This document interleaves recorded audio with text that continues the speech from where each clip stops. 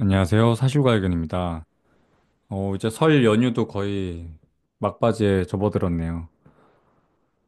제가 이번 주를 원래 되게, 저번 주죠. 저번 주를 되게, 우리나라가 하루밖에 장이 안 열려서 최대한 뭔가 모멘텀이 없으면 좋겠다 싶었는데, 매크로 이슈가 좀 많이 있었던 것 같아요. 그래서 그거 하나하나 좀 살펴보면서 장기 국채랑 엔화 투자, 그 두 가지를 포인트로 잡고 한번 진행해 보도록 하겠습니다. 우선 장기 국채 금리 같은 경우에는 지금 10년물 금리가 4.54 정도로 그래도 많이 안정적으로 좀 내려온 편이긴 한 것 같아요.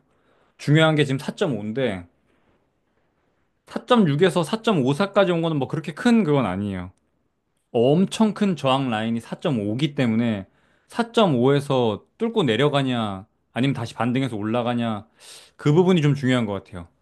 아무튼 데드라인이 4.5다. 지금 4.5, 그러니까 요즘 보통 보면은 그냥 5bp에 걸려 있어요. 4.55, 4.65, 4.75 이렇게.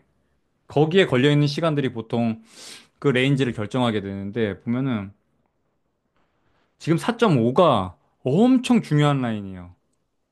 4.5가 뚫리냐 마냐가. 뭐 모든 이평선 뭐 이런 거 다 그려봐도 확실히 4.5가 중요한 라인인데 어... 저는 일단 산다고 하면은 ISM PMI까지 보고 하시면 좋을 것 같아요. 제조업 ISM PMI가 혹시나 50 뚫고 올라가면은 이거 아마 또 큰 폭으로 튈 수 있어서 그 부분이 좀 걱정이 돼요.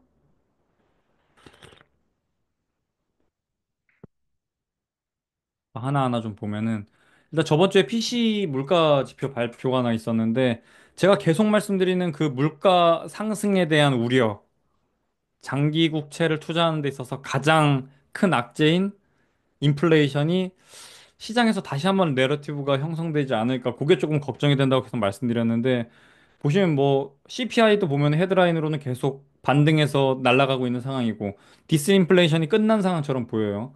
디스인플레이션이 지속되고 있는 거는 유럽 쪽 CPI 보면은 확실히 내려가고 있는 게 보여요. 그게 진짜 디스인플레이션 계속 나타나고 있는 건데 미국은 아직 2점 중반대에서 다시 반등해서 3% 부근까지 가 있습니다.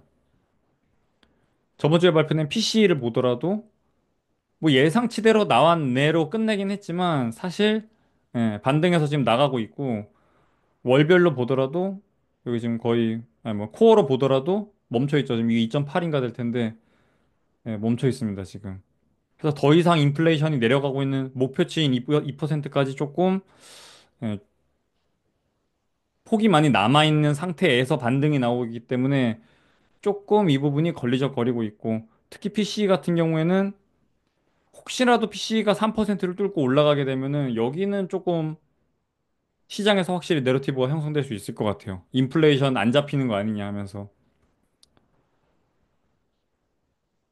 요거는 최근에 샌프란시스코에서 발표된 PC의 그러니까 12월 달 것까지 발표되고 나서 최근 PC의 수요와 공급에 따라서 얼마나 기여했는지 물가 상승의 수요 원인인지 공급 원인인지 고르지 구분해 가지고 이렇게 차트로 나타낸 건데 보시면 요 노란색은 모호한 부분 모르겠다. 파란색이 수요, 연두색이 공급단에서의 물가 상승이라고 보시면 되는데 보시면 일단 12월 달에 발표된 거 보면은 이 수요 측이 많죠. 수요 측으로 인한 인플레이션 상승분 여기도 보면은 코어 PC도 보면은 압도적으로 수요 단에서의 뭔가 상승분이 많은 것을 확인할 수 있어요. 요게 이게 뒤쪽에서 나오는 GDP를 보시더라도 여기 청록색이 보면은 수요예요, 수요. 컨sumption인데 확실히 늘어나고 있죠. 그러니까 너무 좋아요. 소비가 너무 좋은 상황이에요, 지금 미국이. 그 제가 저번에서도 뭐 차트 한번 보여드렸지만은 요 보라색이 정부의 지출인데 보시면 정부의 지출 따라서 GDP가 그대로 움직이고 있죠. 그러니까 최근 3년 정도는 확실히 GDP에서의 정부의 영향력이 엄청 큰 상황인데, 보면은 4분기에 정부의 지출이 좀 줄면서 약간 내려왔죠. 그래서 2.3% 찍었고. 그 GDP 나우에서 제가 3.2%라고 말씀드렸는데, 제가 봤을 때까지 3.2%였는데, 그 영상 올린 날에 밤중에 발표된 게 2.3으로 확 내려갔더라고요. 그게 어떻게 그렇게 되지?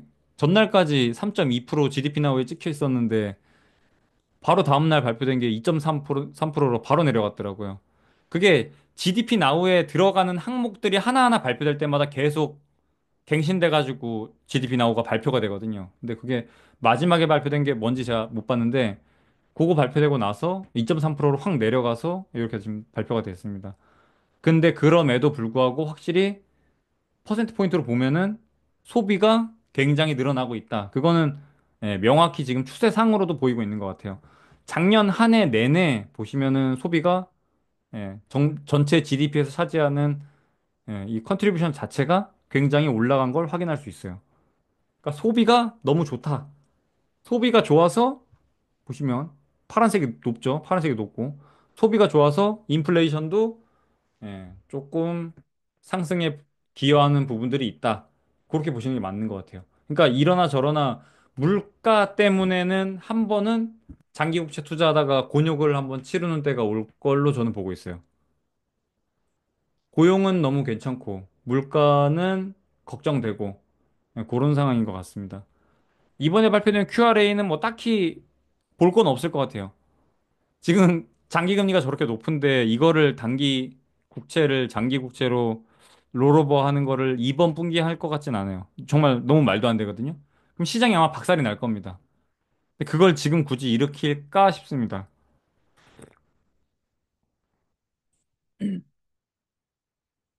아무튼 GDP 4분기 GDP 발표된 게 2.3 발표가 됐고 요거 제가 그 저번에 QT 중단 관련된 영상 찍을 때 썼던 PPT 요 오른쪽 하단 왼쪽 하단에 보면 있는데 보시면 GDP 대비 지급준비금의 비율이 11%가 되면은 종료가 된다라고 말씀을 드렸고 4분기, 그러니까 작년 4분기 속보치가 이제 엊그제 발표가 된 거죠.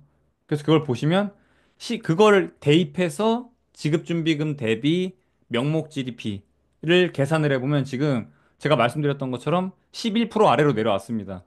10.87%로 지금 연준에서 공개시장 조작 보고서에 기입했던 그 조건은 충족이 된 거예요. QT를 중단하는 조건이 충족이 된 거라고 보시면 됩니다. 근데 제가 생각했을 때는 2월에 FOMC였고 3월 FOMC에서는 저는 3월 FOMC 전에 장기국채 살 거예요. 미국 장기국채. 들고 있는 상황에서 3월 FOMC 맞이할 거고 그 이유는 일단 QT 중단 얘기가 나올 확률이 너무 높습니다. 물론 제가 그 전에 2월이나 그 3월 FOMC 전에 당연히 QT 중단 요 명목 GDP나 뭐 지급준비금 요거 가지고 한 번 더 말씀을 드릴 건데 일단 지금도 충족이 된 상황이기 때문에 제가 봤을 때는 충분히 장기국채 살 매력 포인트가 하나가 더 생겼다. 그렇게 보시면 될 것 같습니다. 근데 중요한 거는 인플레이션 가지고 한 번 더 시장이 방방될 우려가 있다. 그렇게 보시면 될 것 같습니다. 그다음에 엔화 투자는 제가 지금 엔화 1억 들고 지금 일본 증시로 가 있는 상황인데 보시면 엔원 환율은 9.37 제가 바꾼 게 9.21이었는데 0.16 올랐네요. 해서 뭐 해봐야 뭐 1% 포인트 뭐 그냥 그 정도 수익인 건데 요거는 엔 달러 환율이 내려간 부분도 있는데 일단 원화 약세가 된 부분이 좀 큰 것 같아요. 근데 저는 원화 약세는 원화가 왜 원화가 약세가 됐냐 금요일에 이거 가지고 말이 엄청 많습니다. 근데 제가 보기에는 막 멕시코나 브라질, 뭐 캐나다 약간 쩌리통화라 그래야 되나? 이번에 관세 때문에 두들겨 맞을 그 베트남도 포함해서 베트남, 캐나다, 멕시코 뭐 이런 데 있죠. 금요일에 관세 때문에 좀 밀리긴 했는데 다시 또 발표된 거 보니까 캐나다랑 멕시코는 뭐 3월까지 다시 뭐 연장, 그러니까 그 3월부터 하겠다 뭐 이렇게 한 것처럼 좀 연장을 했더라고요. 그래서 그런 통화 있죠. 약간 베트남 동이라던가 멕시코, 멕시코 화폐 까먹었네. 예, 멕시코 화폐라던가 그런 화폐들이랑 연동돼가지고 우리나라가 움직인 게 아닌가. 아, 이거 제가 그 차트를 다 그려봤는데 딱 되게 비슷하게 움직여요. 최근 한 석 달 동안의 움직임을 보면은 그러니까 딱 석 달이 트럼프가 취임 예, 그 다음부터죠. 그렇게 해서 차트들을 쭉 놓고 보면은 그쪽 통화들이랑 우리나라랑 되게 같이 움직여요, 보면은. 우리나라도 사실상 두들겨 맞을 예정이긴 하잖아요. 최근에 트럼프가 나와서 관세 도입할 거라고 얘기했던 품목들 보면은 의약품, 뭐 반도체, 자동차, 철강, 뭐 이런 거 있죠. 그런 거 다 보면은 그러니까 결국에는 거기 반도체가 들어갔기 때문에 대만이랑 우리나라도 결국에는 포함이 된 거나 다름이 없죠. 그 관세 나중에 때릴 국가 뭐야 명단에서. 예, 그것 때문에 우리나라가 갑자기 좀 환율이 치솟은 게 아닌가 그런 생각을 했어요. 근데 그게 아니더라도 지금 엔화가 강세로 갈 여지는 좀 많지 않나 그렇게 보고 있습니다. 보면 이게 최근 10년물, 그러니까 미국 10년물이 엔달러 환율이랑 그대로 움직이고 있어요. 그러니까 사실상 지금 엔화를 투자한 것 자체가 미국 10년물이랑 굉장히 같이 움직이고 있다. 그렇게 보시면 될 것 같아요. 이 6개월로 놓고 보면 굉장히 코릴레이션 높죠. 같이 움직이고 있어요. 딱, 예. 그러니까 결국엔 이제 10년물이 그냥 달러 인덱스랑 같이 움직이면서 달러 인덱스가 움직여서 엔달러 환율이 이렇게 움직였다. 그렇게 보시면 될 것 같습니다. 근데 과거 차트 보면 이렇지는 않아요. 왜냐면 작년, 그러니까 평소에는 10년물 금리가 그냥 이렇게 평범하게 있단 말이에요. 10년물 금리는 가만히 있고, 뭐, 달러 환율, 엔 환율 이런 거 보면은 두 개 차트 이게 좀 길게 놓고 보면은 이거 완전 다르게 움직여요. 근데 최근에 예, 한 반년 정도가 되게 유사하게 같이 움직이고, 동행해서 움직이고 있다. 그렇게 볼 수 있어요. 제가 엔화로 환전한 것뿐만이 아니라 그 돈으로 지금 니케이 예, 곧버스를 들어가 있죠. 그러니까 1억 다 태워진 상황이어가지고 꽤 많이 들어가 있는데 그건 진짜 제가 길게 보고 들어간 거예요. 길게 보고. 이번에 이 긴 박스권 38,000과 4만을 박스권으로 지금 거의 뭐 반년을 그렇게 보내고 있는데 저는 조만간 이 박스권을 뚫고 아래로 진행하는 그림이 나오지 않을까 그렇게 보고 있습니다. 예, 저는 어느 정도 매우 큰 컨비션을 가지고 지금 그렇게 투자하고 있어요. 그러니까 제가 1억을 곧버스에다 넣었죠. 그럼 2억을 투자한 셈이 된 건데 지금 보면은 제가 4만에 들어간 건데 요게 현물이고요. 아시다시피 미국 장 열린 다음에 이제 빠졌잖아요. 제가 잘 때까지만 해도 미국 장이 플러스였거든요. 그래갖고 그냥 좀 올랐네 하고 잤는데 아침에 일어나니까 많이 빠졌더라고요. 그래서 미국이 빠지면서 일본도 동시에 같이 빠져서 선물로 보면은 예, 지금 39,300까지 내려와 있어요. 그래서 700포인트 정도 예, 하락분을 수익됐다. 뭐 그냥 그렇게 보시면 될 것 같습니다. 최근에 이제 우에다 총재가 발언했던 거를 보면은 몇 가지로 제가 그냥 들고 왔습니다.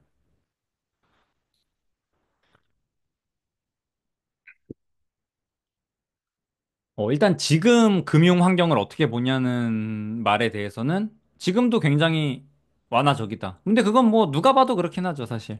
누가 봐도 되게 완화적인 환경이긴 하고. 근데 중요한 거는 실질금리라는 표현을 쓰는데 실질금리로 봤을 때는 여전히 마이너스 상황이다. 그러니까 올릴 폭이 되게 많다. 그런 표현으로 보시면 될 것 같아요. 물가가 내려오던가, 그러니까 명목금리에서 물가를 뺀 게 실질금리인 건데 지금 현재 지금 물가가 꽤 높은 레벨을 형성하고 있죠. 물가가 3.6% 찍혔지만 그냥 한 3% 정도로 놓고 보면은 지금 0.5%니까 아직도 실질 금리는 마이너스다. 예, 마이너스 2.5% 그렇게 보시면 될 것 같아요. 그래서 여전히 실질 금리가 마이너스 2% 정도를 유지하고 있기 때문에 충분히 금리 인상을 할 폭이 많이 남아 있는 걸로 저는 해석을 했습니다. 두 번째는 환율의 물가에 대한 영향성이 굉장히 커졌다. 이 말이 뭐냐면은 자국 통화 가치가 내려가면은 수입 물가가 올라가기 때문에 물가가 올라간다. 근데 실제로 제가 그 두 개를 놓고 찾아보니까, 예, 여기 파란색이 수입 물가, 일본의 수입 물가고, 요 회색깔이 N 달러 환율이라고 보시면 됩니다. N 달러 환율이 올라가면, 그러니까 통화가 약세가 된 거죠. 수입 물가가 올라갑니다. 너무나 두드러지게 그게 최근 한 10년 동안에는 확실히 둘이 같이 움직이는 걸로 보여지고, 최근에 높은, 지금 3.6% 찍었죠. 그러니까 높죠, 되게 인플레이션 자체가. 목표치가 2%니까. 지금 여기 보시면 이미 2% 후반대에서 놀고 있는 상황에서 최근에 12월에 발표된 게 3.6%였던 거기 때문에 뭐 이거랑 맞춰서 환율도 보시면 160 레벨 부근, 뭐야 이거. 150 레벨 부근에서 계속 높은 수치를 유지하고 있는 상황입니다. 그래서 지금 우리가 이렇게 약간 긴축적으로 가는 이유가 환율 때문에 그래. 환율이 올라가면은, 그러니까 엔화가 약세가 되면은 수입 물가가 올라가고 실질적으로 일본의 물가가 올라가. 그것 때문에 우리가 지금 금리를 인상할 필요가 있어. 그런 식으로 말을 했습니다. 그 중립금리는 1에서 2.5% 사이. 아까 위에서 말한 대로 실질금리 이런 거 다 고려했을 때 1에서 2.5%까지는 올려야 중립금리가 되는 거라고 보고 있다. 그 말인즉 지금의 0.5%는 좀 낮은 금리다. 예. 위로 올라갈 폭이 충분히 있다. 그렇게 보시면 될 것 같습니다. 그래서 이번에 25bp 올리는 바람에 주담대 금리가 1.625%에서 1.875%로 25bp 그대로 반영돼서 상승을 했습니다. 우리나라의 코픽스 금리라고 보시면 돼요. 일본은 고정금리일까요? 변동금리일까요? 일본도 변동금리가 훨씬 많습니다. 그래서 이렇게 금리 올라간 거에 대한 이자 부담이 확실히 있긴 할 거예요. 미국은 고정금리죠. 고정금리로 장기로 빌려놔가지고 다 쉴드가 쳐져 있는데 우리나라, 호주, 뭐 노르웨이, 일본 요런 나라들은 변동금리에다가 단기금리랑 연동이 되어 있기 때문에 금리가 올라가게 되면은 확실히 부동산 쪽에서는 부담스러운 거라고 보시면 될 것 같아요. 그래서 여기 좀 올라간 게 조금 아마 그러니까 일본인들의 소비 심리를 좀 위축시키는데 영향을 주지 않을까. 그렇게 볼 수 있을 것 같습니다. 그래서 이렇게 총 우에다 발언 요약을 해보면은 그냥 딱 한 문장으로 요약하면은 아직 중립금리보다 한참 아래다. 그냥 그렇게 보시면 될 것 같습니다. 근데 여기서 되게 중요한 게 지금 시장에서 프라이싱하고 있는 게 일본의 금리 인상, 추가적인 금리 인상이 중순 정도, 올해 중순, 6월, 7월 아니면 9월, 6월, 7월에 그게 있어요. 이 선거가 있습니다. 상임원 선거가 7월인가에 있고. 그래서 중순에 선거가 있는 바람에 그때 혹시나 피하게 되면은 선거 끝나고 난 다음에 9월 정도에 다시 한번 25bp 금리 인상 있지 않을까 그렇게 보고 있습니다.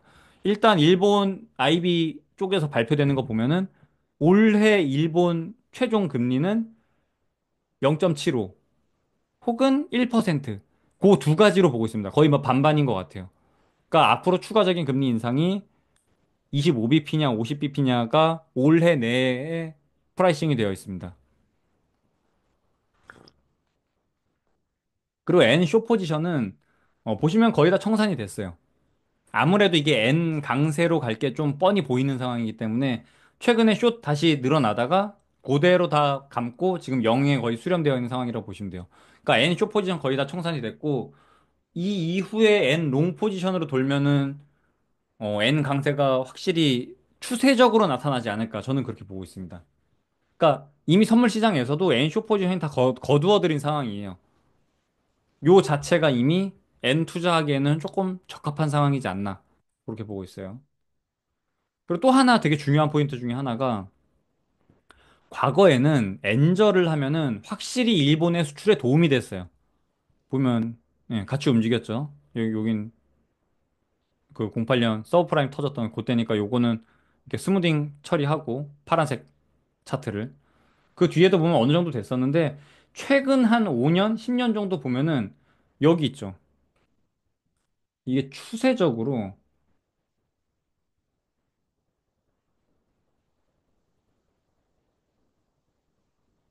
제가 지금 그리고 있는 선이 그러니까 N달러입니다. 보시면은 N달러 지난 5년 동안 이렇게 올라왔죠. 거의 얼마야? 100엔에서 150엔까지 올라온 거예요. 이거 진짜 말도 안 되는 상승세입니다. 근데 중요한 건 어때요? 수출. 일본 수출은 방향성이 아래로 가고 있죠. 꼭대기는 일부러 안 찍을게요. 그냥 추세 자체만 우리가 볼 거기 때문에. 보면은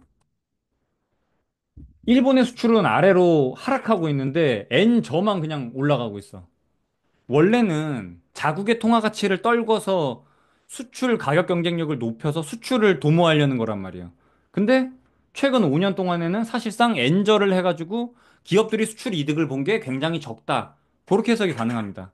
이건 뭐 저만 그러는 게 아니라 각종 보고서 보더라도 그렇게 해석하는 부분들이 되게 많아요.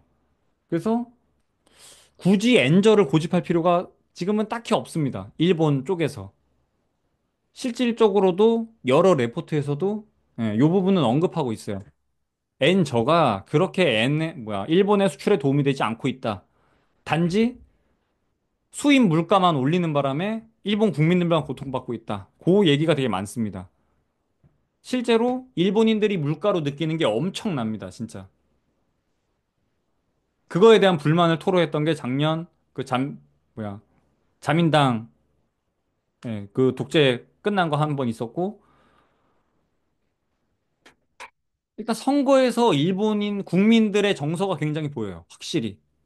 뭔가 많이 바뀐 상황입니다. 예전에는 일본 국민들 굉장히 고순고순했었단 말이에요. 근데 요즘은 뭔가 그런 깨어있는 시도를 하려고 되게 노력을 많이 하고 있는 것 같아요.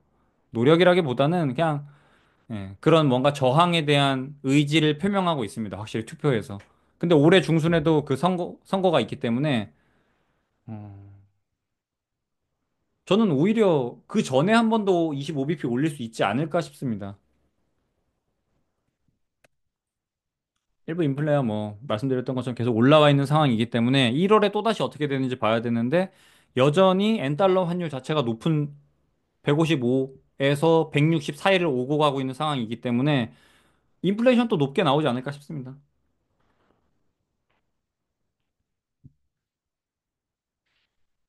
아니네. 이게 보면 1월 물가가 되게 낮았었네요.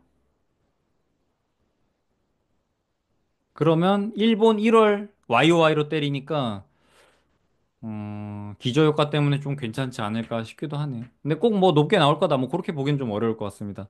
일단 3.6도 굉장히 치솟아서 올라온 숫자였기 때문에 여기서 더 올라가는 거는 조금 힘들지 않을까 싶습니다. 근데 만약에 혹시나 3.6 넘어서 뭔가 찍힌다? 그러면 뭐 엔화 투자하는 데 있어서는 완전 호재죠. 인플레이션이 높기 때문에 앞으로 금리가 올라갈 수 있단 말이에요. 그렇죠. 아까 여기서 금리 차트 보시면은 지금 50bp인데 50bp를 넘은 적이 30년 전, 여기. 진짜 딱 30년 전입니다. 30년 동안 그 0.5%를 넘은 적이 없어요. 일본의 금리가. 그 말 그대로 잃어버린 30년 동안 0.5%를 넘은 적이 없습니다. 근데 드디어 0.5%를 뚫고 25bp 상승을 해서 0.75%가 된다고 하면은 확실히 추세적으로 엔화가 강세로 돌 수 있다고 저는 봐요. 그래서 제가 솔직히 요즘 좀 고민하는 것 중에 하나가 어, 제 컨비션이 좀 강해지는 바람에 엔화 투자에 대해서 어느 정도 엔화 투자에 대한 콜사인을 낼까 말까를 좀 고민하고 있어요. 조금 더 지표를 보고 여러분한테 말씀을 드리긴 할 건데 저는 일단 했어요. 1억을 바꿔서 지금 엔화를 바꿨고 그 엔화로 고버스를 사놨고 그런 상황인데 여러분들한테 이걸 추천할지까지는 아직 아닙니다. 왜냐면 제가 아직 우리 가족한테도 얘기를 안 했어요. 뭐 엔화 투자 어떻냐 뭐 이런 얘기를 전혀 안 한 상태여서 조금 더 컨디션이 생기면 여러분들한테 엔화 삽시다라고 과감하게 말할 수 있는 때가 오지 않을까 그렇게 보고 있습니다. 그리고 그때랑은 좀 다른 것 같아요. 뭐 작년, 재작년에 엔화 투자하고 뭐 그거랑은 확실히 다릅니다. 왜냐면 일단 0.5%까지 금리가 인상된 상황이기도 하고 어, 시장에서 일단 적어도 올해 25bp 더 올리는 거는 거의 100%돼 있단 말이에요. 25bp냐 50bp냐 일 뿐인 거지 25bp 올리는 거는 거의 100% 프라이싱이 되어 있습니다. 근데 아까 말씀드린 것처럼 30년 동안 한 번도 75bp를 넘어본 적이 없기 때문에 그게 좀 추세적으로 돌지 않을까. 그렇게 보고 있습니다. 요거는 여러분이랑 저는 지금 제가 환전한 엔화를 갖고 들어오지 않을 거예요. 굉장히 장기로 그냥 묻어둘 겁니다. 왜냐면 저는 우리나라가 망할 거라고 보는 사람이기 때문에 잃어버린 30년 저는 그대로 따라갈 거라고 보고 있어요. 그래서 굳이 원화를 들고 있고 싶지 않아요. 그래서 오늘 일본 엔화 투자 관련된 내용이랑 최근 BOJ 발언 뭐 이런 거 말씀드렸고 지급준비금 꼬라지 보니까 3월에 큐티 중단할 것 같다. 예, 그렇게 보고 있고 이번에 발표된 GDP에 보면은 소비, 소비가 정말 굉장히 추세적으로 너무 강하다. 그리고 이렇게 강한 소비는 제 생각에는 그냥 예, 자산 가격의 상승. 그거 하나로도 90% 설명이 된다고 보고 있습니다. 지금 S&P 500 계속 최고점 경신하고 있죠. 저기 원래 금요일에도 또 최고점 경신하러 날아가고 있었는데 갑자기 관세 때리네 뭐네 하면서 갑자기 부러졌죠. 예, 그거 아니었으면 뭐 뚫었겠죠. 6,100 몇, 네, 가고 있었으니까. 그런 주식의 상승세, 비트코인의 상승세, 집값의 상승세, 그러한 자산, 웰스 이펙트 때문에 미국 국민들의 소비가 점차, 절대 줄고 있지가 않다. 약하지가 않다. 그렇게 보시면 될 것 같습니다. 그리고 최근에 발생되는 PC의 높은 물가 상승에는 디맨드 드라이브니 훨씬 크다. 그러니까 수요에 기인한 물가 상승분이 훨씬 크다. 12월 달 발표를 보니 요게 이제 샌프란시스코에서 발표된 데이터인데 그런 내용이 있었고 저번 주에 발표된 PC를 보면은 추세적으로 돌아 나가는 것 때문에 분명히 시장에서 한 번은 인플레이션 다시 오는 거 아니야라는 내러티브 때문에 장기 금리의 상승폭이 한 번 더 나올 수 있다. 뭐 CPI는 말할 것도 없이 헤드라인은 돌아 나가고 있죠. 지금 4개월째 상승하고 있고.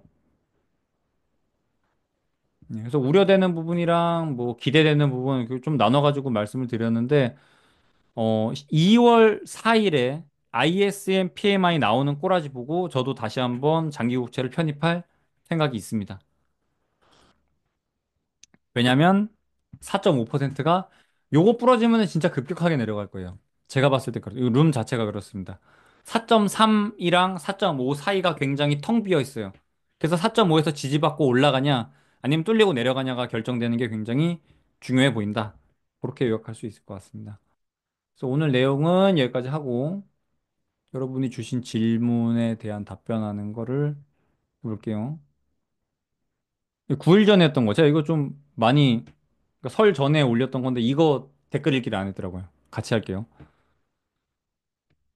음.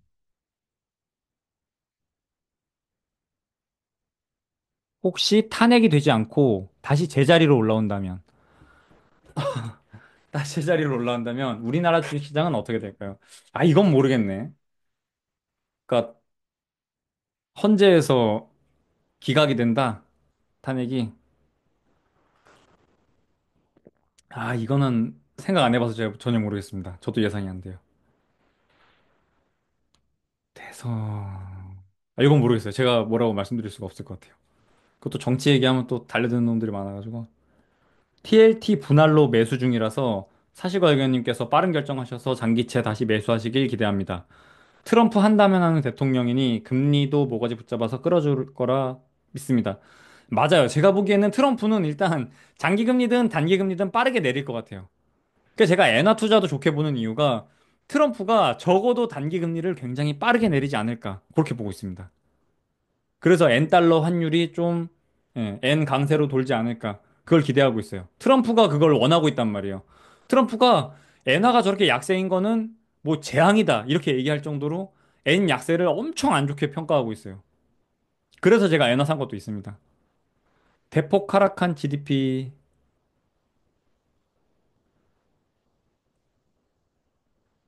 아, 제가 이 영상에서 그런 말을 했어요.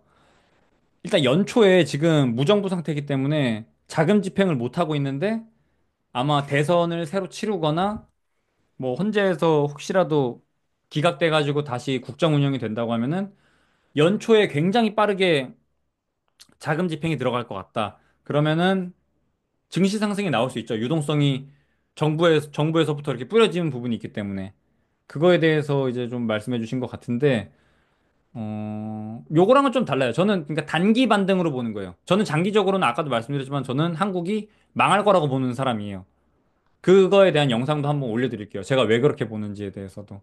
그러니까 단기적으로 몇 달? 그때 되면 저는 또 주식할 겁니다.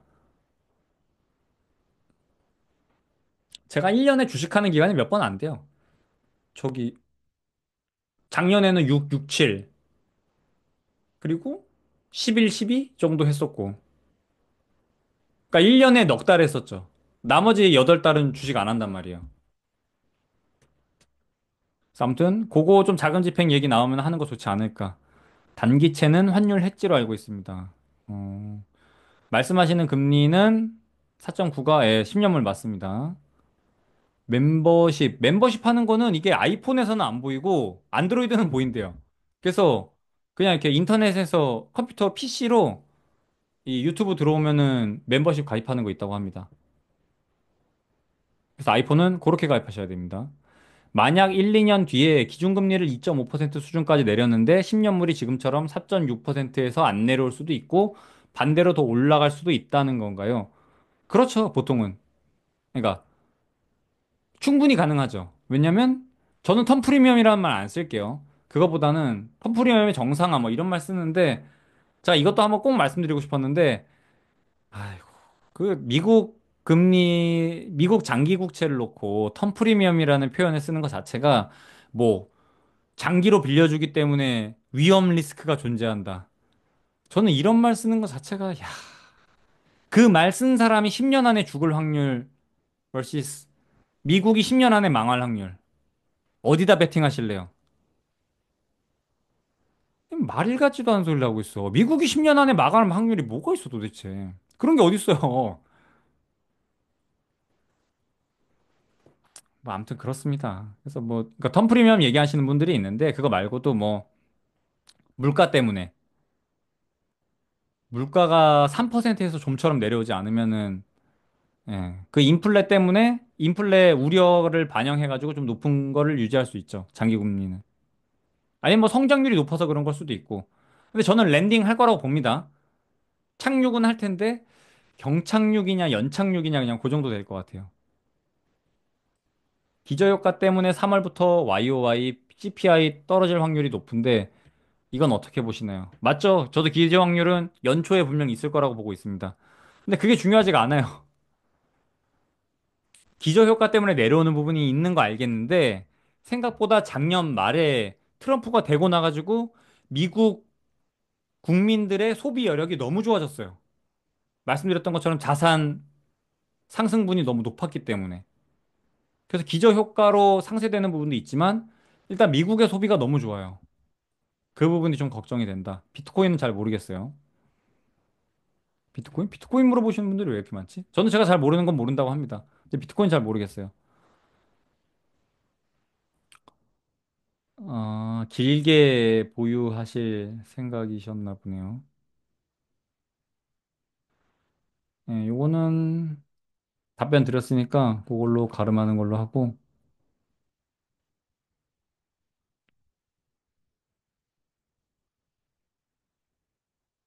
최근에 올린 건데 14년에도 대박 나세요. 새해 복 많이 받으십시오, 여러분. 진짜. 좋은 일 많았으면 좋겠어요. 그 솔직히 제가 요즘 좀 잘 되고 있거든요. 보신 분들은 아시겠지만 제가 요즘 진짜 투자가 작년 하나 에어로스페이스 시작해가지고 투자가 진짜 잘 되고 있는데 그냥 하는 것마다 다 잘 되고 있어요. 장기국채면 장기국채, 엔화 이번에 투자도 잘 될 것 같고 또 차바이오텍도 제가 남은 게 좀 있는데 조금이 아니라 좀 많이 갖고 있는 부분이 있는데 그것도 아무튼 지금 수익권으로 올라와 있고 그러니까 진짜 하는 것마다 다 잘 되고 있어요. 제가 몇 번 말씀드린 적이 있는데 제가 진짜 사주가 10년 대운이 들어와 있어가지고 30대가 너무 좋습니다. 뭐 사주 얘기할 건 아니고 아무튼 되게 좋아요. 뭐 그것 때문인지는 모르겠는데 아 그냥 작년부터 그러니까 한 2, 3년 동안 제가 진짜 너무 잘 풀리고 있어요. 이게 사실과 의견을 해서 잘 풀린 건지는 모르겠는데 그냥 너무 잘 되고 있어요. 그냥 좀 불안해요, 솔직히. 아, 기부금 제가 내는 게 보통 그런 것 같아요. 제가 지금 이 인생이 너무 잘 풀리고 있거든요. 그래갖고 뭔가 나눠줘야 돼요. 뭐가 불안해, 자꾸. 저는 항상 정반합이라고 생각한단 말이에요. 뭐 태양이 뜨기 전에 가장 어둡다. 막 그런 얘기 있잖아요. 저는 그 반대도 생각해요. 너무 좋기 때문에 아니 얼마나 큰 슬픈 일이 올라고 이렇게 하냐. 그게 좀 많이 불안해요, 솔직히 말씀드리면. 그래서 이제 기부나 이런 거 하면서 그걸 해소시키려고 하는 부분들이 좀 있어요. 예, 작년 한 해, 아, 저도 너무 감사합니다. 올해도 정말 잘 부탁드릴게요.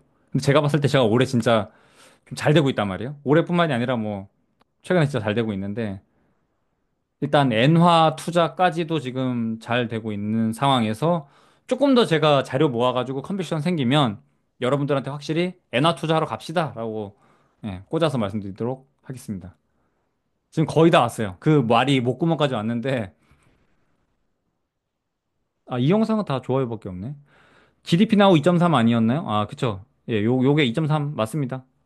제가 봤을 때까지가 3.2였어요. 근데 그게 갑자기 2.3으로 0.9%포인트 확 내려간 거예요.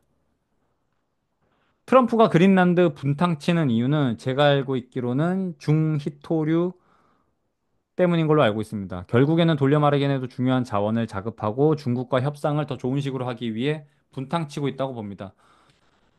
중국이 히토류 1등인 이유를 말씀드려야 될 것 같은데 히토류를 생산할 때 환경오염이라던가 뭐 인체한테 안 좋은 거 나온다는 뭐 이런 거 있잖아요. 그러니까 히토류 채굴 자체가 굉장히 환경 파괴도 많이 되고 사람한테 되게 안 좋아요. 근데 그걸 할 수 있는 게 중국이어서 할 수 있는 거예요. 정확히 말씀드리면. 중국이 히토류 1등 하고 있는 이유는 단순히 매장량만 가지고 그런 건 아니에요. 그리고 그린란드 먹으려고 하는 거는 당연히 최근에 온난화 때문에 그린란드의 이 빙하가 되게 녹고 있대요. 그러니까 그런 이 드러나고 있는 토지가 되게 많다고 하더라고요. 그래서 여기서 나오는 뭐 원자재도 당연히 있을 거고, 그 다음에 항로 때문에도 있대요. 그 다음에 군사시설 설치 이런 거 있잖아요. 미사일 설치 같은 거. 우리나라 사드 한번 내줬다가 난리 났었죠. 뭐 그런 것처럼. 그래서 군사적, 지리적 요충지인 부분도 있고, 예, 원자재 때문에 그런 것도 있고. 장기채 투자는 여전히 미국 채 10년물 금리 기준 4.9, 5.0 올 때까지 들어갈 생각 없는 거 유효한가요? 음, 그러니까 굳이 먹으러 가고 싶지는 않아요. 딱 그냥 그 정도인 것 같습니다. 저 인플레가 자꾸 너무 걸리적거려요, 솔직히. 그냥 들어가도 잠깐 찍먹하고 나오는 정도.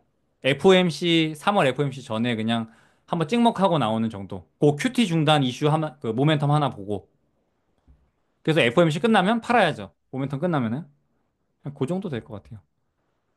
기부 저희가 통장이 있는데 뭐 따로 여러분들한테 받고 싶진 않아요. 그냥 저기 단톡방에 있는 분들이 이렇게 십시일반 해가지고 모아주면은 저희 봉사팀이 가가지고 뭐 이렇게 자금 집행하는 정도라고 생각하시면 될 것 같아요. 예, 댓글은 뭐 이 정도인 것 같고 여러분 혹시 뭐 질문 있으면은 항상 댓글 달아주세요. 제가 최대한 맞춰서 답변 드리도록 하겠습니다. 그 진짜 엔화 투자 이거 너무 좋은 것 같은데 모든 진짜 99% 지표들이 다 엔화 투자하라고 하고 있거든요.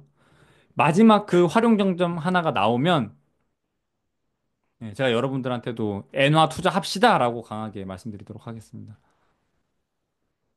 그래서 오늘 영상은 여기까지 하도록 하겠습니다. 여러분 예, 좋은 주말 보내시고 한 주 마무리 잘 하시길 바랍니다. 연휴 끝나고 출근하시는 거여가지고 예, 좀 거시기 하겠지만 또 장이 열리니까 주식하는 재미가 또 거기에 있잖아요. 이 월요일을 기다려지는 이유. 장이 열린다. 아, 그리고 제가 다음 주는 우리 동생이랑 가오슝에 3박 4일 여행을 가가지고 제가 월화수목 가거든요. 그래서 가가지고 이게 와이프랑 간 건 아니니까 아마 영상 올릴 수 있지 않을까 생각합니다. 그래서 제가 중간중간에 필요하면은 뭐 짧게라도 동생 내보내고 영상 찍어가지고 예, 올리면 될 것 같아요. 근데 그 마이크는 제가 못 가져가가지고 아마 노트북 그냥 마이크에다가 녹음을 할 것 같은데 그때 보니까 뭐 괜찮긴 한 것 같더라고요. 그래서 요거 하고 그 제가 가기 전에 내일은 꼭 그 메신저 제가 애용하는 메신저 분들이랑 여러분들이 꼭 주의해야 되는 메신저 고르는 방법 예, 그런 거 한번 영상 올리고 갈게요. 가기 전에. 그래서 오늘 영상 여기까지 하고 네, 내일은 다시 그 메신저 고르는 방법 주제로 찾아오도록 하겠습니다. 감사합니다. 빠잉.